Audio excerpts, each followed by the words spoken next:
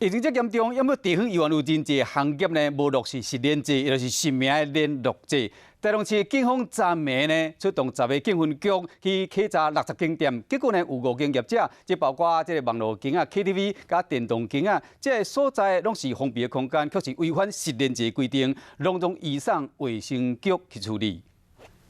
现在核对姓名啦。关警入去包厢，要求民众摕身份证做比对，看敢有落实实联制。无写地址。你写无写啦？小姐无登记，原警需要求登记。现在是实名制规定，就是那个，我想改苗要袂写。台中市北屯区的美容 KTV 业者无落实实联制，警方要求改善，马上予卫生局裁处。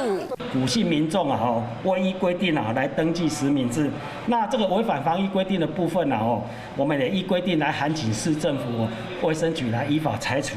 台中市警方检查8大行业，除了北屯区的美容 KTV 违规，北区的电子游艺场嘛，互抓到无实联制。有大雅的网咖、小型的 KTV 嘛无落实实联制。